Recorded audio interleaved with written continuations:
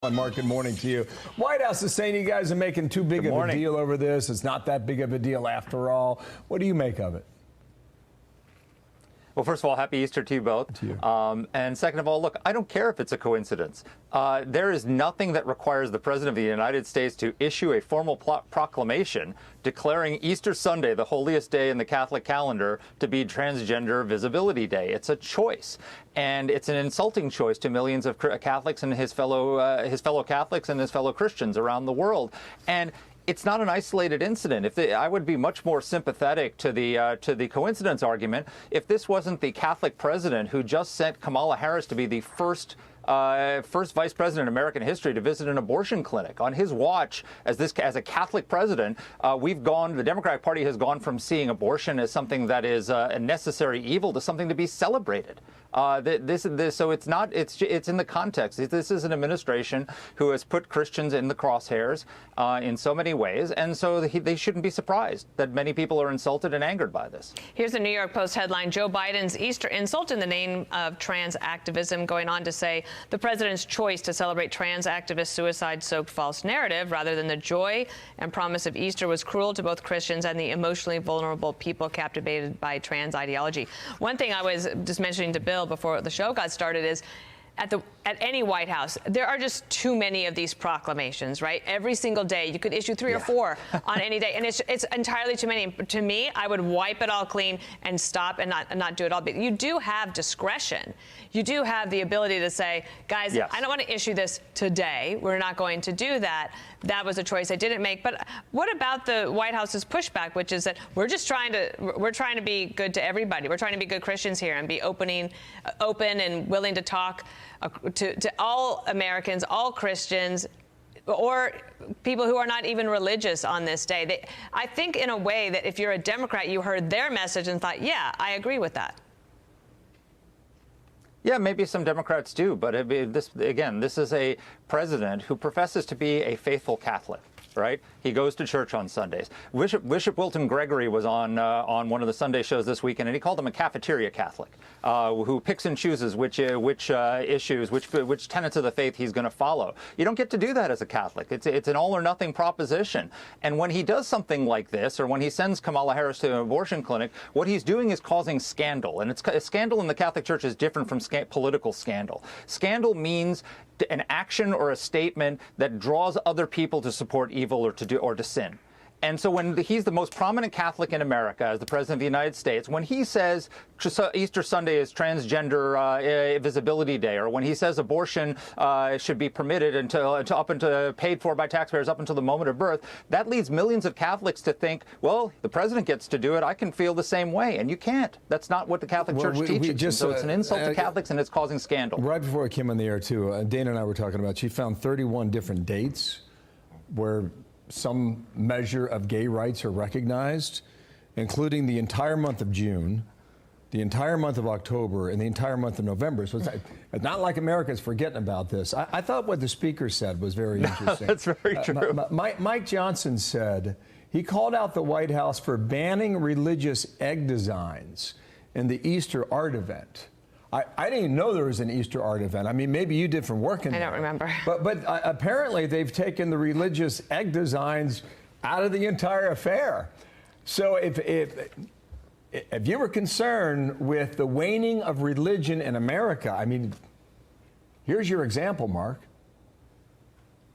Yeah, for years we've been having a campaign to put Christ back into Christmas. Apparently under Joe Biden, we got to put Christ back into Easter, too. Yeah, the other thing that happened yesterday, and I thought this was even just quite a stunning point of view. This is a protest at the Mass at St. Patrick's Cathedral here in New York City. There's protesters at Biden's Rockefeller. This followed the protesters at Biden's Rockefeller Center fundraiser on Thursday. But right there they are in the middle of the Good Friday Mass. Or I guess this was maybe Saturday. Saturday night. So it was the evening before Easter.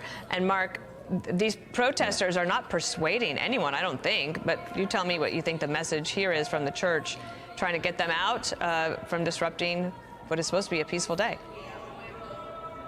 Yeah, no, that's the Easter Vigil Mass, which is the holiest Mass of the Easter celebration in Catholicism. Nothing sacred for these people. And as you pointed out, it happened at the fundraiser that they did at Radio City Music Hall. It's going to happen in Chicago at the Democratic Convention. What I don't understand is why is Joe Biden so afraid of these people?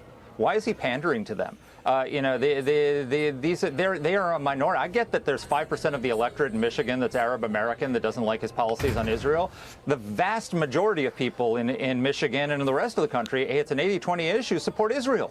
So why is he pandering to them? There was a Harvard-Harris poll that showed that 54% of a majority of Americans think that his policies on the Israel-Hamas war are driven by domestic political considerations, not what's best for America, Israel, and the world. Yeah. That is a stunning and devastating statistic. Americans see that he's pandering to these people, that he's afraid of them, that he reeks of political desperation. Desperation is unattractive. Political courage is attractive. He should tell these people that Israel is not responsible for the civilian deaths. Hamas is, and he supports Israel's determination to destroy Hamas, and will back Israel until they've succeeded.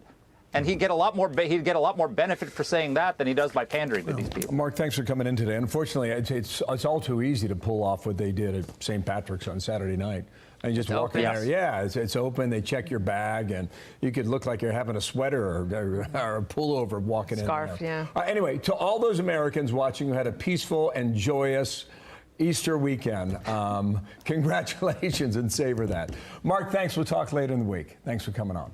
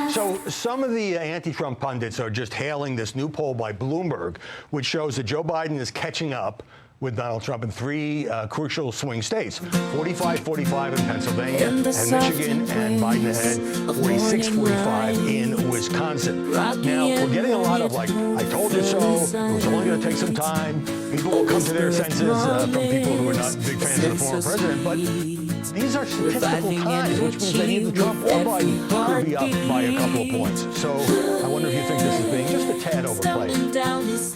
Well, it's interesting here, Howie, because the polls are going to go in many different directions, and we're going to see a lot of tumult, and we'll probably see a lot of change. The only thing that matters is how someone actually votes when they either mail in their ballot in a lot of these particularly Democrat-heavy states, or when they're in the polling booth, when they're facing their conscience.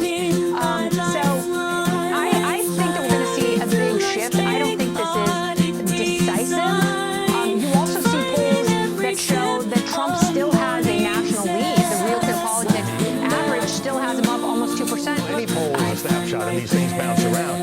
Now, very big deal made by CNN, MSNBC, and others about this fundraiser the other night, Obama, Clinton, and Joe Biden. And the New York Times had an interrogation by Stephen Colbert. But the New York Times had a whole piece saying, well, yeah, Biden's not as popular as the other two, but that's because we're in a much more polarizing era. Do you buy that?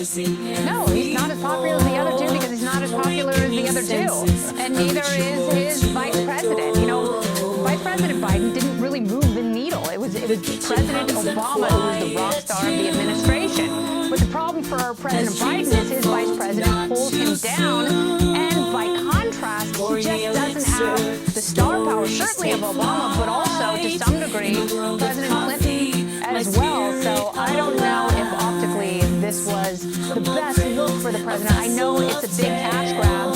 I don't know if cash is enough to meaningfully move the needle where the Biden camp wants it right now. Yeah, well, I mean, Biden's never been as much of an orator as the other two Democrats we're talking about. So before we go, what is your take on the revolt of the MSNBC liberals against NBC's hiring Ronna McDaniel, ripping the bosses on the air and forcing her to get fired within 4 days despite her big fat contract? I think the bosses there are soft. I think the lunatics are running the asylum. I think they should all focus on their respective shows. And, you know, NBC was in the right wanting to find a proliferation of voices before the conventions and before the actual election. And, you know, Ronna McDaniel obviously would have been a great choice because she is polarizing. That means people would have tuned in to either grudge watch her or possibly agree with her.